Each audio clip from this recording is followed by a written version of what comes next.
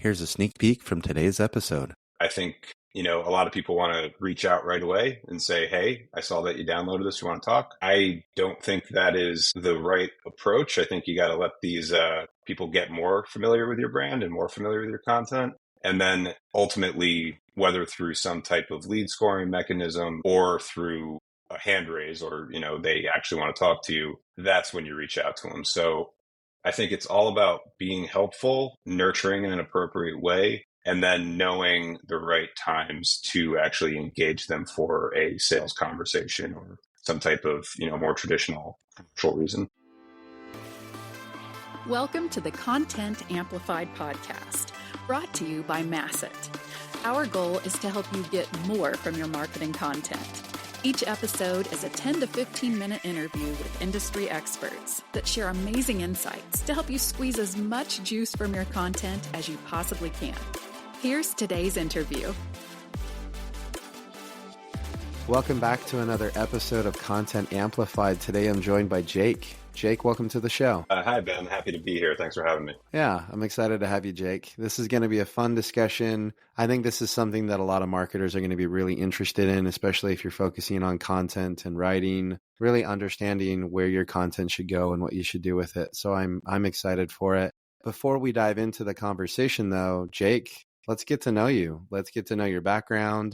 And then the question that we ask every single guest, what do you love about content and marketing? All right. Well, thanks, Ben. And, for me, my background is I've been in B2B SaaS marketing exclusively for my entire career, which is just about 12 years now. I've worked at different size companies from kind of like mid-level private equity backed to, VC backed startups. I've done some consulting work, helping some smaller companies kind of like define what their brand should be, what their message should be, and what their execution should be, primarily in content and figuring out how to build top funnel awareness from content and then leverage that content throughout the marketing funnel to, help generate demand and ultimately, sales opportunities and revenue. So I've done a lot of different things in the startup world, as I'm sure you can attest, wear a lot of different hats, but I'd say my foundation has always been in branding, messaging, and content marketing. I think me as a person, I love helping people. And, I'm not saying that content marketers are nurses or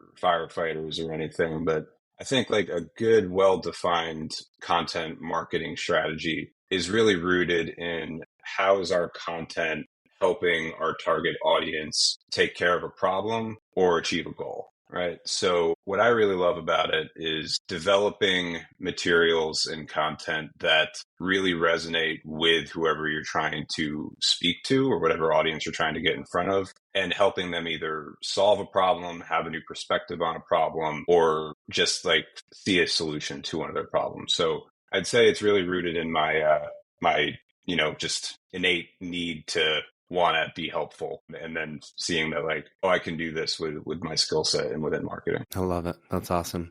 Well, Jake, today we're going to talk about a blog first content strategy. And I love this viewpoint. I think that there's a lot of merits to it. But quickly, before we dive into the nitty gritty details, Jake, what is a blog first content strategy? Like, what does that actually mean? Is it as straightforward as the title kind of suggests? What are your thoughts and what does that actually mean? Yeah, so it is pretty straightforward. And I think when it comes to content marketing and a blog first strategy there are so many different things, especially in the B2B world, that your target audience is searching for to solve their problems, right? And the stat was a few years ago, but I think it's like the average B2B, professional will do something like 8 to 10 searches before they even read something. We need to be visible on search, and we need to be visible in search for intent-based keywords that aren't always commercial, because a lot of times people don't even know what their problem is, or people don't know what the solution is. You need to kind of write content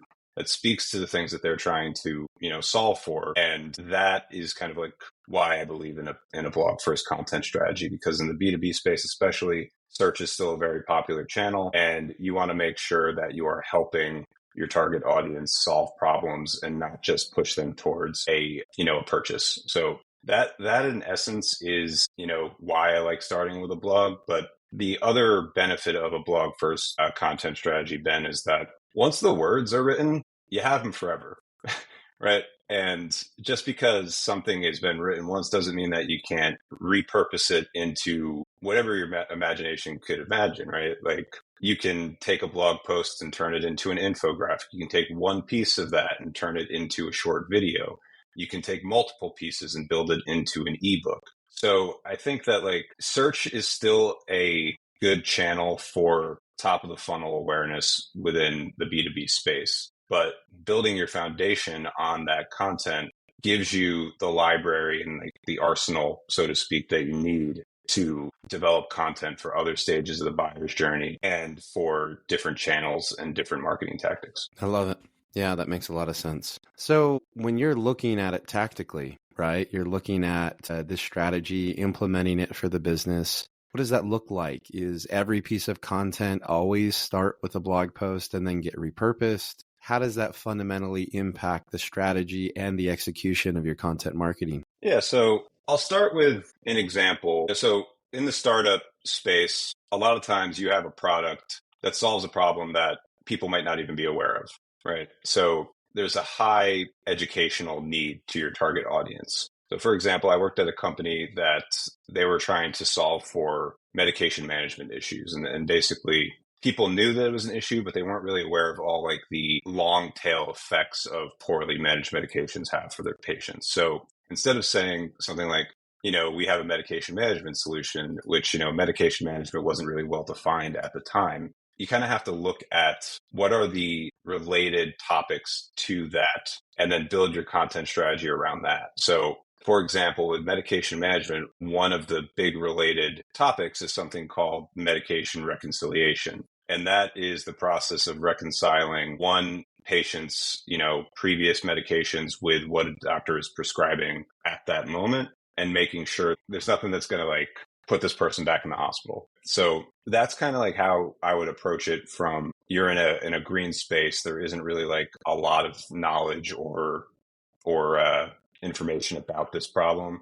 You kind of have to like back it out a step and say, what is this actually solving for? So from there, that's kind of where you figure out these are the topics that I want to write about and you optimize them and then, you get to writing. So that is kind of how I always start it. I think about like, this is the audience, this is our product, this is what they care about, this is how we can solve for it, and then build out our content strategy from there. When it comes to repurposing, the first thing I always do once kind of our core topic is covered is develop, and I'm sure the marketers that listen are familiar with a pillar page, which is essentially a long HTML-based ebook covering the topic in its entirety and then the interlinking pieces. So that's all around the blog first and SEO piece. But once those things are written, they can't just like live on your blog. It takes too long to write them. It takes too many resources. So you really need to squeeze them for all they're worth. And I think that's where this repurposing strategy comes into place, right? Not every piece needs to be repurposed, but there are some that like really lend themselves well to being repurposed. So say you do a blog article like, top 5X, that's something that can very easily be turned into a quick short video going through like 6 steps to achieve X, right? If you have a more, statistic and research based blog piece, that's something that's very easily can be turned into an infographic and shared on different channels. So I think the possibilities are kind of endless, especially, for the creative marketers on the call. But that's kind of my approach to it. It's like you need the words and you need the messaging. And then once you have that, you can get as creative as you want. I love it. So with this strategy, when you have this content on your website, you're repurposing, sharing on other platforms, things of that nature, is the objective always to drive that traffic back to the pillar post or back to the website? Or is it purely that is the starting point and we still do zero-click content on the different platforms? What does that kind of strategy look like in your process? My experience and my strategy has always been to ultimately get the user to want to have a conversation with us organically, so that has always been the end goal for me. I think that there's things that I can grow and learn and figure out how to do it beyond that. But within the content that I develop, it's always pushing back to one of our assets. And then from there, I like to build conversion paths within that content that gets them to a piece of content where they have to give us something, right? So if we have a research paper that we had to put a lot of work into, it's got references, we did market research, we did interviews. That's not something we want to give away for free, right? They need to give us something. So that is kind of the end goal of the content, the blog piece. It's like we want to drive people back to a piece of content on their site, lead them through a conversion path that gets them into our nurturing funnel. Once they convert, I think, a lot of people want to reach out right away and say, hey, I saw that you downloaded this. You want to talk? I don't think that is the right approach. I think you got to let these people get more familiar with your brand and more familiar with your content. And then ultimately, whether through some type of lead scoring mechanism or through a hand raise, or, they actually want to talk to you, that's when you reach out to them. So I think it's all about being helpful, nurturing in an appropriate way, and then knowing the right times to actually engage them for a sales conversation or some type of, more traditional commercial reason. I love it. That's really cool. So as of late, well, maybe not as of late, but there's been this phrase, SEO is dead, right? I think I've seen that for 20 plus years. And again, it's resurfacing because ChatGPT and other AI tools, even embedded in Google, are answering questions, maybe not driving as much traffic back to the website than before. Is your strategy with AI search results and different platforms changing on this side of things? How are you adapting? How can people be aware of some of the changes in this situation, if any are needed at all? I mean, there's definitely changes that are needed, but I would say that I don't think anybody should abandon a blog just because, from some perspectives, SEO is dead. I definitely think that the playing field isn't as even as it used to be with AI. But then again, I don't think it was ever really even. The companies that have more resources to produce content got the higher rankings. So I think that, yeah, maybe SEO and organic traffic aren't going to be your primary drivers as things continue. But like we mentioned earlier in the podcast, content still drives growth, at least from a marketing perspective, in my opinion. And once you have that content written down and in a format that you can repurpose for whatever you think, you can leverage it against those other channels that might be driving more traffic and might be driving more leads and might be driving more revenue. But, to say that SEO is dead, even if that's true, content is not. And, it's all language based, right? And so like once you have the words, you figure out how to put it into other channels. And I know video is huge right now. Videos need scripts. Videos need storyboards, right? I think like affiliate marketing is growing a lot because SEO has become even more competitive. You still need stories to pitch those affiliates. You still need, angles to take with them. While SEO might not be what it once was from an organic perspective, the content is still 100% necessary. And I think anybody developing a content strategy should, build it with the same principles for SEO and then leverage it across these new channels that might be, getting more legs or driving more results. I love that.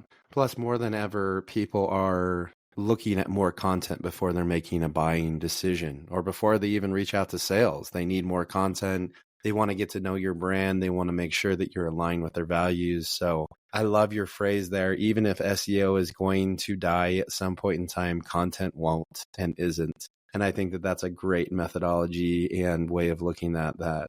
That's so cool. Well, Jake, as promised, these episodes do go by quickly. We are out of time today. But if anyone listening this today wants to connect with you and reach out, how and where can they find you online? Well, Ben, I'm on LinkedIn, and I'm happy to share that with you for the podcast description when you have it. But yeah, I have a personal website for some of the consulting that I do from time to time. So I'll be sure to share that with you too. And yeah, feel free to connect with me on LinkedIn or check out my website. And I'd love to connect with you and talk about content marketing and, whatever else is on your audience's mind. So I love it. I love it. Anyone listening in, we will have those links in the show notes. So just scroll down and find those and connect with Jake. Again, Jake, thank you so much for the time and for all of the insights today. We really appreciate it. Yeah, Ben, it was really fun. And thanks for having me. I appreciate it.